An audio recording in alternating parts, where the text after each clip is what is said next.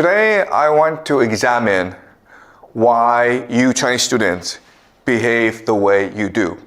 Okay? So believe it or not, but the way that you behave, the game that you're playing, it's strange, it's weird. So I'll point out 3 things that you do that don't really make any sense. The first thing that you do is you spend a lot of your time learning English.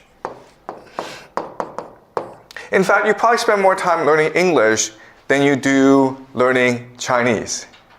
That's weird. And I've asked Chinese students before why they are so focused on learning English. And their answers usually are, I want to learn knowledge, I want to go abroad, I want to communicate, I want to use the internet. But that's not really a good explanation, okay? So that's one thing that's weird. Second thing that's weird is you're obsessed with making money, especially US dollars. Okay, and the third thing that's weird is that your goal in life is to immigrate to a Western country, specifically the United States, right? You all want to go to the United States for college, get a degree, and hopefully stay there, get a good job. But as we discussed before, that's strange because you are much higher status in China. You're much more likely to get a good job. You're much more likely to marry a beautiful woman than you are in the United States, where the game is rigged against you. Okay, so this sort of behavior is weird. If you think about it, what you should be really trying to do is master Chinese. Because once you master Chinese, and given your family background, given the fact that your family is often wealthy and well connected in China, you can climb up pretty high in China, okay? So if you learn Chinese, you're far better able to communicate yourself. You're far more likely to gain respect and status in China, okay? But instead you learn English. US dollars doesn't make any sense. What you really want is status. Right? What you really want is to be well respected. You want a prestigious job. You want to marry a beautiful woman. You want to have lots and lots of children. That's what you really want. But instead, you're really focused on obtaining US dollars. That's kind of strange. And then the last thing we said was immigration. If you go to the United States, it's really a rigged game against you, right?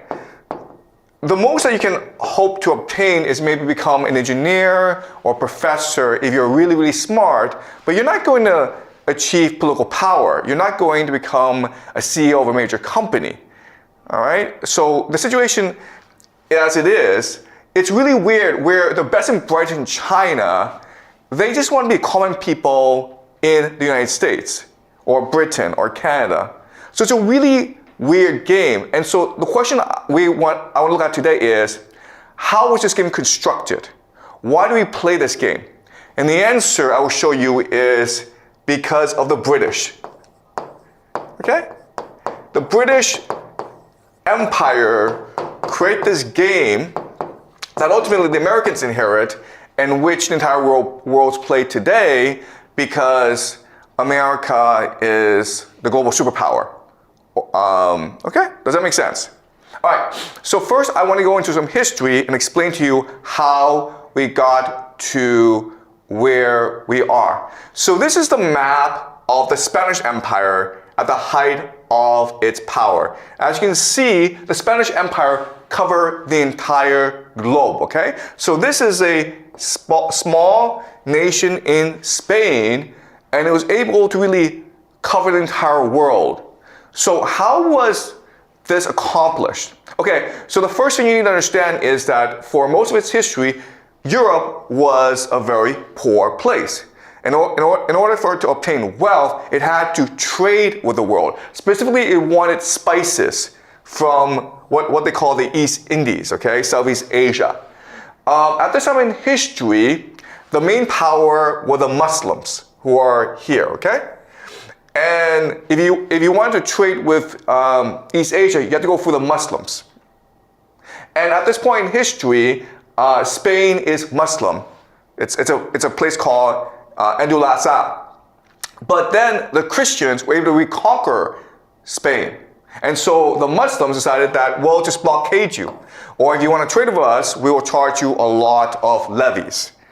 Okay? And so now the Spanish and the Portuguese are forced to look for new routes to the East Indies, where the spices are. Remember, at this time in history, spices are the most valuable commodity. They're actually worth more than gold. Okay? I'm talking like cinnamon, nutmeg, peppercorn. Okay? These spices are extremely valuable commodities.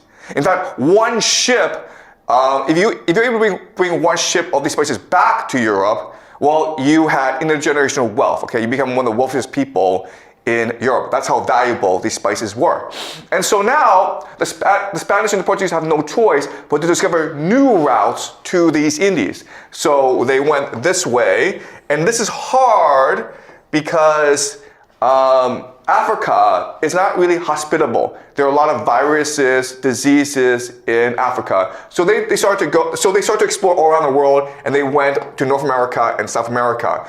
And when they went to North and South America, they discovered that there were already peoples, the Aztecs, the Incas, living there. And they had a lot of wealth because these were empires, and they could be easily conquered. And so they set up these colonies all around South America, and a lot of silver was now being transported back to Spain. And so overnight, Spain became extremely wealthy.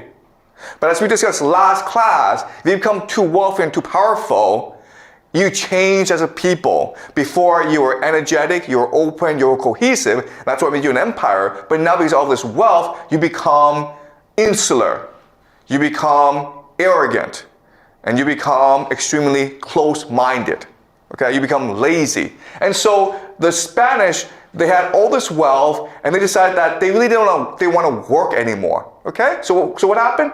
Well, what happened was that they started to subcontract their labor to other places. Okay, so now what's going to happen is you will have the rise of England, French, and the Dutch Republic. Mainly, okay, to provide textiles, luxury goods to Spain, all right? So how this was accomplished was first, industry.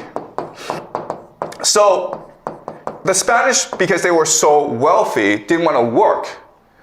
And their people didn't have to work either, okay? So, but they wanted to buy clothes, nice clothes. So what happened was they got other nations to be their factories, including Britain, the Dutch Republic, and France. Okay, that's the first thing. Second thing that happened was trade. Okay, so the Spanish did engage in trade, but now that they're so wealthy, they could just hire the Dutch to do it. Okay, now the Dutch were responsible for going to the East Indies and bringing back the spices because it's a very dangerous job. Right? You could get sick, you could die along the way. You could also lose a lot of money. Okay? And the reason why the Dutch agreed to this is that the Dutch was basically a colony of the Spanish. So the Spanish had an empire, and the Dutch were part of this empire, so they just made the Dutch go do it for them. Okay? But the third thing that happened was piracy. Okay? So all this silver was being transported from the New World back to Spain. And what the English realized is, hey, we can just engage in piracy and steal this silver for ourselves. Okay? All right, so now the English became very wealthy because of piracy. Okay, and the most famous pirate of this time, of course, was Sir Francis Drake. And he worked directly under the monarch, Elizabeth I. Okay, so this was a state-sponsored piracy that made Britain very wealthy. Okay, so now you have this divergence where, okay, you have the Spanish Empire, and because of their wealth, they became lazy, insular, and arrogant. Or the word we use is hubris. Okay, lazy is you just make others do it for you, okay? Insular just means that now, as we discussed last class, the Spanish aren't concerned about other nations. They think they're invincible, so they engage in court politics. Okay? They're all infighting for the throne. The last thing is arrogant hubris, which basically means that you believe you are invincible. You can do whatever you want, and therefore you start all these wars against everyone, everywhere. You overextend yourself, and you don't really understand your limitations as an empire. So very quickly, even though Spain becomes very wealthy very fast, they also go bankrupt very fast because they're fighting too many wars, they're spending too much money that they don't have. Okay, and they're too corrupt. Okay, does that make sense? Now, and because of this, what's happening is that the British, England, the Dutch, and the French, they are slowly becoming a much more energetic, open, and cohesive society. Cohesion, okay? And now that you have this differentiation, what's going to happen is that their religion is going to change. Okay? So Spain remains Catholic. And it's going to fight to control the Vatican. And this, okay? So that's what Spain does. Now, Britain and the Dutch need to differentiate themselves from Spain. And so they become Protestant, or we call Calvinists. Okay? So Catholic is really about obeying authority. But the Protestant, the Calvinist religion insists on hard work, on energy, on obtaining wealth. Okay? The problem, though, is that the Spanish are too powerful. And the French, some of them are Calvinists, but most are Catholic. Okay? So what's going to happen is that the English and the Dutch are going to decide to join forces. Okay? So I want to very quickly show you the difference between the Catholic religion and the Protestant religion. Okay? So these are the Spanish.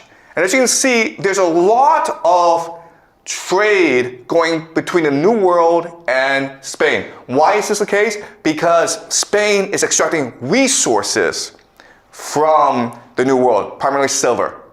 Okay?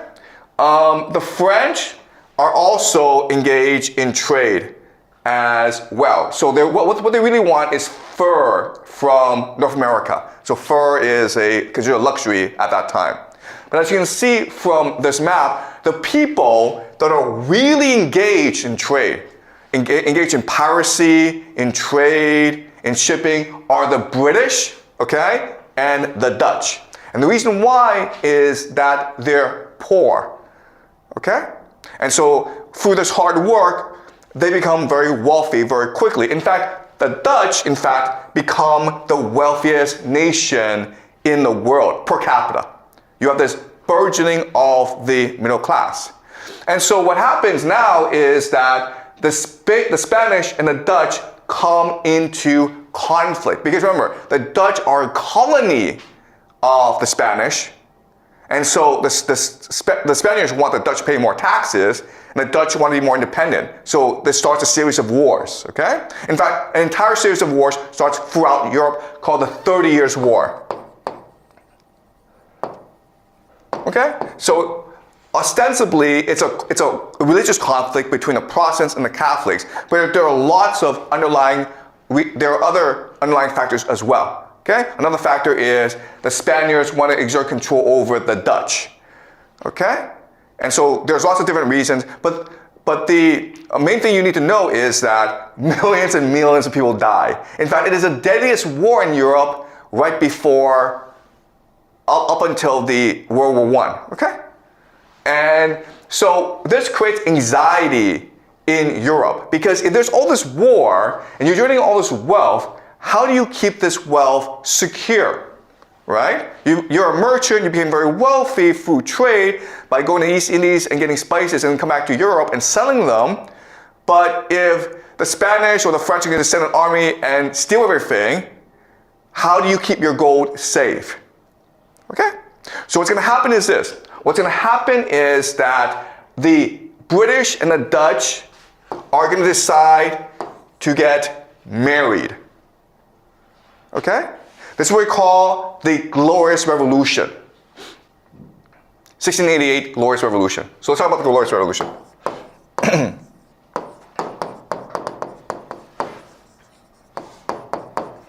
In the Glorious Revolution, what happens is that the British nobility invite William of Orange, who is a leader of the Dutch Republic, to come and become the monarch of Britain.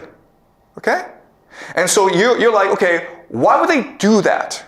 Why would they betray their own king, James II, and install a foreign monarch, William of Orange? Okay? And so the thing you need to understand is that throughout British history, what makes Britain unique is that the monarch has always been in conflict with the nobility. Okay? The king has always been in conflict with the oligarchs. And this is a continuous pattern. So ostensibly, the reason is religious because James II was Catholic and Britain is a Protestant country. But the real reason is the nobility want to exert authority over the country, okay? So in this agreement, what would happen is that Parliament becomes the sovereign state, okay? It becomes the de facto power in England. And the king, William of Orange, agrees to be the puppet or the figurehead, but the real power is in Parliament. And so this creates the idea of national sovereignty.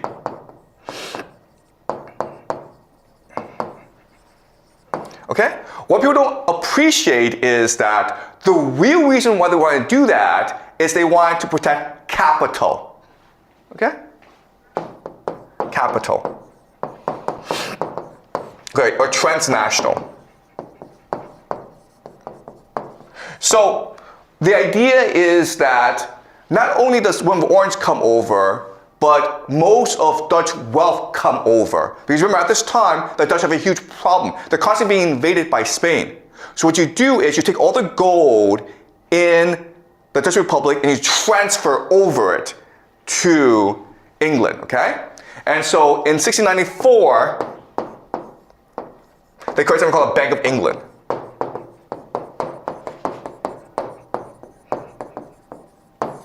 All right? And the Bank of England, the idea is this. The idea is that if you buy in the Bank of England, that gold is yours, okay? But the Bank of England will always be guaranteed by Parliament.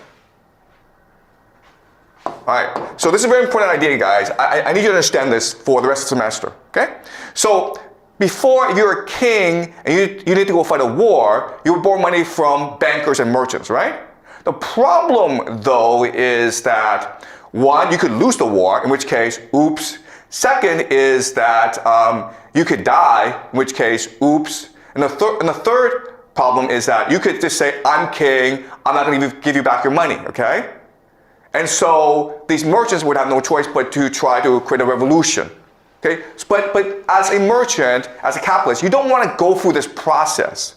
And so the Bank of England, it's really important because now you are lending money not to the king, but to the nation. Okay? What this means is that the nation has to pay you back. So even though the king dies, the people are liable for the debt. Okay, does that make sense? All right? So now, if you're a merchant, you feel safe. I can now put my money in the Bank of England. It's my money.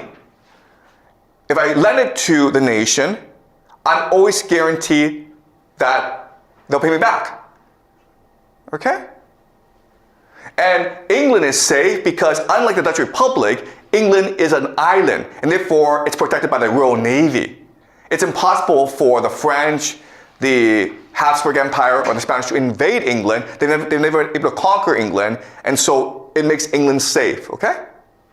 All right? So now the question is, why would the Dutch, why would they put their money in England? Because remember, at this time, they can just screw you over, okay? So the way around this is you have some old techniques. You have intermarriage, right? And then you have religion, or what we call secret societies. Because remember, both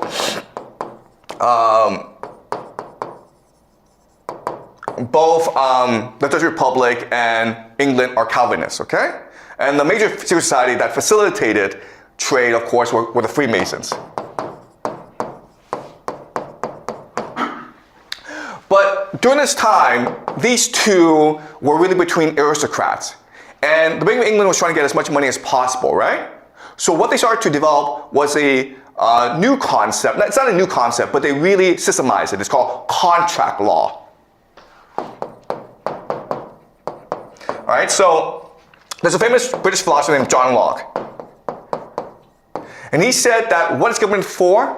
Government provides the inalienable right to life, liberty, and the pursuit of property. All right? What that means is a government ensures you 3 rights. We will protect your safety. We'll make sure you won't die. Okay? We will make sure you have the right to do whatever you want, liberty, and also we will protect your private property. Okay? The entire purpose of Parliament and the courts, okay, the judicial system, is to ensure that your private property is protected no matter where your private property came from. Okay? Doesn't matter, they don't care what the origin of private property is. Okay? So like if you're French and you killed 1 million people to steal 1 million gold, they don't care. It's yours. It's private. Okay? If it's and they believe that this private property comes from God. All right? This is yours because God willed it to be yours, and we, England, must protect it. And they will do so through Parliament and through the court system. Okay? Does that make sense? So now, if you're wealthy in Europe, you're now encouraged to go invest in England. Okay? And this creates a concept that today we call offshore financial center, or OFC. Okay, so think of like Dubai or Hong Kong, where they don't care where the money comes from. Okay? Their legal system, the financial system will help protect this money. Okay? Also Switzerland. Okay, so Switzerland is a classic example. But England create this, and they base their entire nation around this idea. Okay? Now, the first major test to the system was Napoleon, because Napoleon was about to conquer Europe. And England couldn't have that, because if Napoleon conquers Europe, then Napoleon could control all the wealth of Europe. He could make sure that no wealth is transferred over to England. He could basically blockade England. So what Britain did was they financed 7 wars against Napoleon. And they lost 6 of these wars. And they won the last war, which created the British Empire. Okay? So now Britain is a global financial empire. Okay, so this is the East India Company. Okay? And the East Indian Company, it's based in Britain, and like the Bank of England, it is private. And what it does is it primarily engages in trade with India, as well as the East Indies, okay? So what England will do is they will colonize India and steal all the wealth of India, primarily by deindustrializing India. So India had textile factories, but England, through a lot of policies, just bankrupted the India textile industry and transferred it over to England, okay? So now what's going to happen is this. What's going to happen is that resources from India, okay, agricultural products, resources are going to transfer over to England. England is going to, with its factories, make goods for India. So basically, the entire deal is, we, Britain, give you India $10, and India, you give $1,000, okay? So basically, we give you $1 for the goods you give us, and then you pay us $1,000 for the goods we give you. Okay? So very quickly, this bankrupted England. But not only, this bankrupted India. Okay? But not only that, but you also had China as well. And the same idea was the opium went into China, and then silver and money went back to England. Okay? And then this money was allowed to go over to the United States. And the United States industrialized very quickly because of this policy. Now, the question is, how was England able to do this? How was England able to create a system in which India and China basically voluntarily gave up its wealth? And the answer is, England set up a game that incentivized the local elites to cooperate with England. Okay? So this is the way, this is what happened. So this is a map of the British Empire. Okay? So let's look at India and China. The local elites had to help the British do this, okay? The local elites had to help the British steal. The question then is, why would the local elites do that, okay? And the reason why is, remember from last class, the local elites are in conflict with each other anyway, okay? And what they're looking for is more power. And so what England said to local elites is, if you help us, we will help you steal the gold from this country. Okay, do you understand? Before, if you were an elite and you lost a war or the people didn't like you, they could kill you.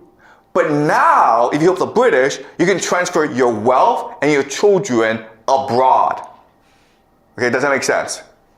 So, now what's going to happen is that the elite are going to be able to send their children and their wealth to the British Empire, okay?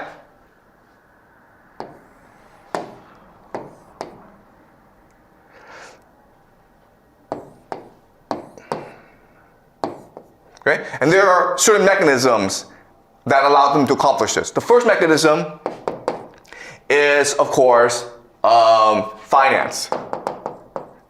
Okay? So, not only are you allowed to transfer your capital to the United Kingdom and its colonies, but they will disguise it for you. This is what we call money laundering, okay? Money laundering. So when you steal from your people, not only will Britain allow you to do this, but they will disguise it for you, okay? Through their offshore financial centers, including Hong Kong, Singapore, their lawyers will pretend that this money came from, not from drugs, not from gambling, not from prostitution, but from restaurants, from real estate. Who cares, okay? But they'll clean up for you, okay? We call this money laundering. And then they will help you send it overseas where it becomes legitimate, okay? So now you have real estate investments in Australia or Canada, okay? All right? So this is a global money laundering system that encourages the local elites to be corrupt. Okay? It protects them in their corruption and it incentivizes them in their corruption. Okay? Does that make sense? The second thing that allows this to happen is schooling. Okay? So what do I mean by that? The British, when they conquered India and China, what they were trying to do is try to brainwash, indoctrinate the elite. So they set up these schools, right? And when you went to these schools, what did you learn? You learned English. But when you learn English, what do you learn? You learn that British culture is superior to your local culture, right? When you're learning English, you're learning about Shakespeare, you're learning about British philosophy, you're learning British history, and as a result, you slowly come to believe that the British are superior to us, and therefore I should try my best to be British. Okay? And also, what's really important is that the schooling system allows for mobility. Okay? So if you are a really smart person in China, well, there's really little mobility for you in China. But if you go for the British system, you might win a scholarship to go study at Oxford or Cambridge, okay? You even might become a Rhodes Scholar. So a Rhodes Scholar, it's basically a secret society, okay, guys? But the idea is that all over the British Empire, the very best students will be selected to go to Oxford, where they become best friends. Okay? And their mission will be to spread the power of the British Empire all around the world. And it works really well. Okay? This is an indoctrination system for local elites. And it works really well because remember, if you're a really smart person, the British offer you more opportunities for mobility than your own country. Because in your own country, the system is very hierarchical. It's static. There's really no mobility, right? But if you're really smart and you obey the British and you believe that the British culture is the very best in the world, you might become a Rhodes Scholar. And then you become part of the British Empire. Okay? And that's how the British were able to conquer the world. And the third thing, of course, is the Navy. Basically, the Navy ensured that Britain was the greatest military power in the world. If they didn't like you, they would come and destroy you, okay? That's what happened to China during the Opium Wars. There was nothing that could destroy the Navy.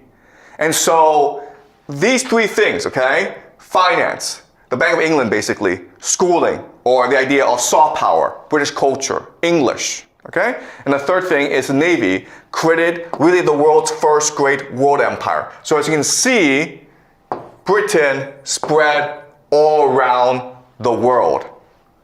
Okay?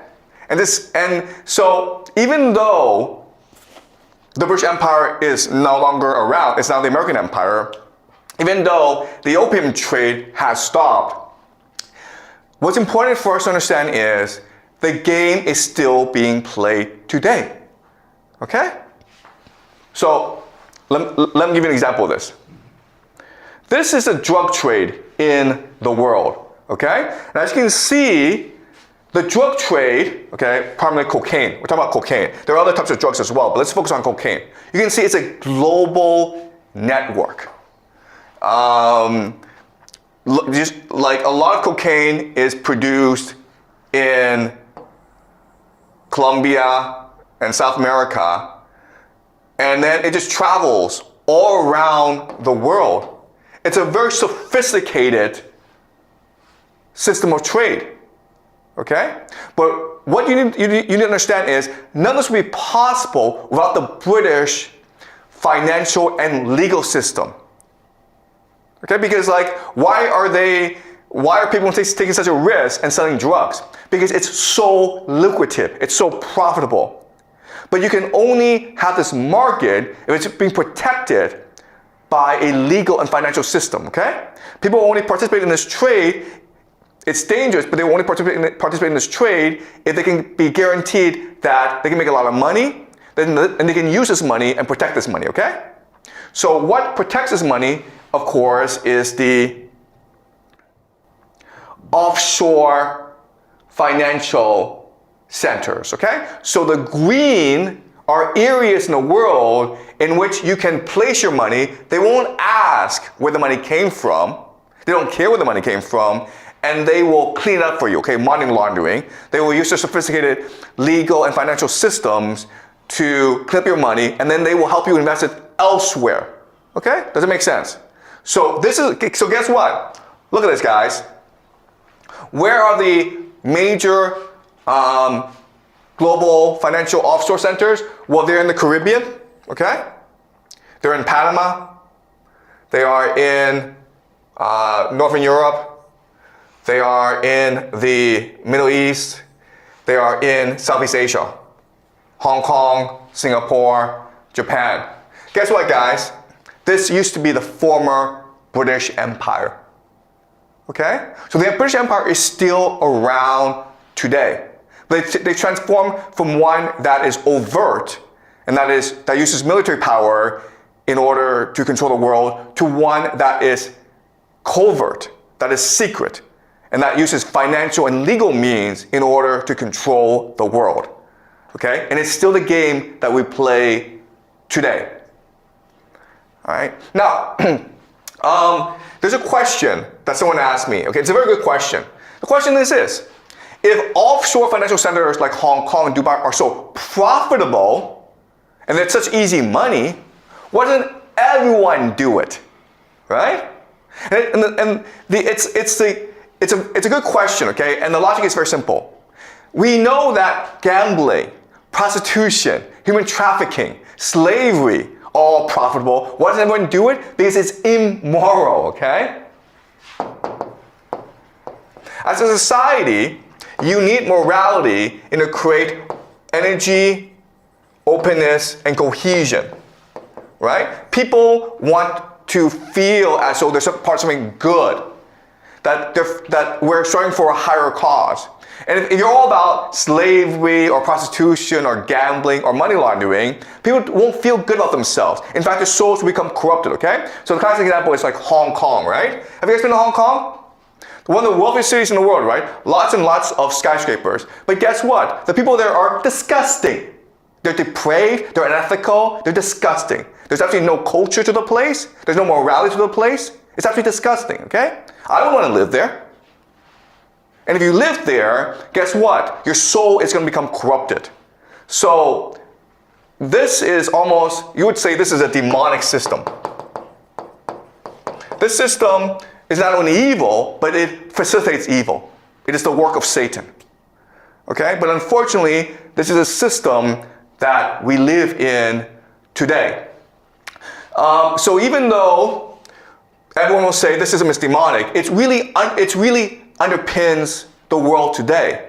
Because if you think about it, okay, all this corrupt money from China, India, Malaysia, they go to these places, but then this money then goes where? It goes over to Australia to invest in real estate. Okay? Do you guys know what the biggest industry in Australia is? It's banking. Okay? Banking. Which means that Australia also engages in money laundering, but they clean it up so people aren't aware of this. Okay, do you understand? The same thing happens in Canada as well. Canada, United States as well. So this entire world, it's based on stealing from the third world and transferring this money to the first world. That's all it is, okay? It's not complicated. But this has led to a huge problem. The problem is what we call over-financialization. But over-financialization, it's a very simple concept where there's too much money, so people become corrupt, lazy, arrogant, and insular. And that's what's happening in Canada, in the United States, in Britain, in Australia. Okay? And so really, an empire must collapse at some point. So the British, the Western world, they are a victim of their own success. Okay? So they stole all this money from the rest of the world, but this money has made their people lazy, corrupt, and arrogant. And that's why we're seeing so much conflict right now in the Western world, because this money has created a lot of inequality in the world, in the Western world, right?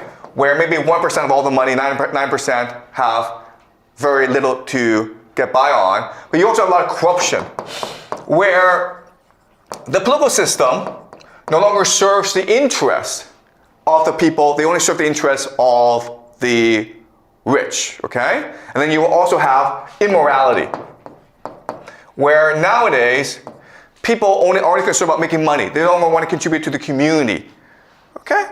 So yes, we can say that the Western world, it's evil because they've stolen all this money. But really what's happened is that they've corrupted and destroyed themselves because this model has been too successful for them. Okay? And that's why we're seeing so much chaos in the world today. So we are really at a game reset, or a game's end. And a new game is about to emerge, because this game right now is not sustainable. Okay? All right. Any questions? Yeah? So if the success of Western world leads to the corruption and, the fall of Western world, can we generalize that, after success, people will fall? Then what's the meaning of success? Okay, that's a great question, okay? So if we know that if you become successful, you will not be happy, why do people go and succeed? And, okay, this is a really hard question to answer, okay? So let me explain different layers. Okay, the first layer is this. Why? People know that wealth doesn't lead to happiness, right? What leads to happiness is family, love, community, meaning, purpose, generosity, okay? That's what leads to happiness. The happiest people in the world tend to be religious, they tend to have families, and they tend to be very kind-hearted people. So why do you have rich people? Because the game is structured so that everyone is forced to play. Okay? Meaning that we only care about people like Elon Musk or Jeff Bezos or Mark Zuckerberg. We worship the rich, okay?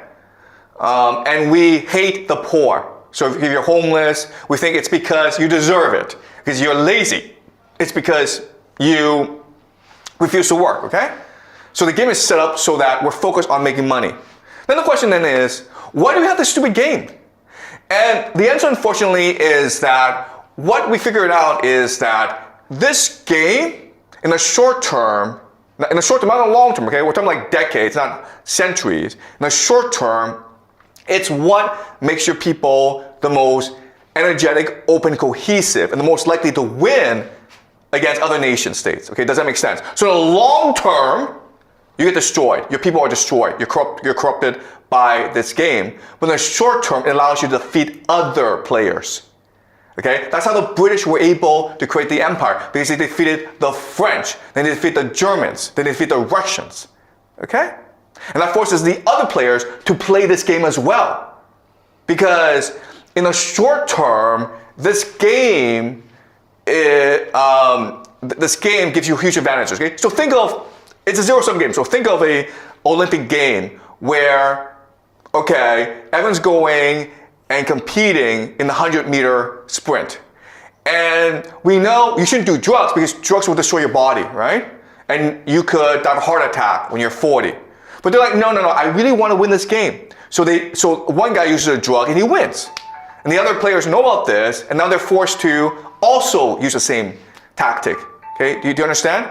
So it's a really unfortunate system in that this system can only lead to the unhappiness, corruption, and immorality of people. But people are too concerned about short-term rewards. Okay? If you don't play this game, then you get eliminated. Okay? What I will discuss in the next class, okay, is the American Empire and how the American Empire changed this game. Right? So what the American Empire will do is they will add US dollars to this game. And it's important because it makes the game universal now, as well as easier to play. Okay? And then we'll look at how the system, capitalism, conquered the world. Okay? So it's a great question, but the reality is that if you cheat, if you do bad things, in the short term you will win out. Even though in the long term it will lead to severe consequences for you and your people. Okay? Does it make sense? Okay? I mean, and it's also the same thing as like, rich people, right? Rich people, to get rich, they will sacrifice their children's happiness. They will sacrifice their own happiness. But they think that this will lead to happiness in the future. It won't, but they believe it, okay? So that's the great tragedy of this game. Okay? Does that make sense? Okay, good. Any more questions? Okay, good. So we'll continue this next class, okay?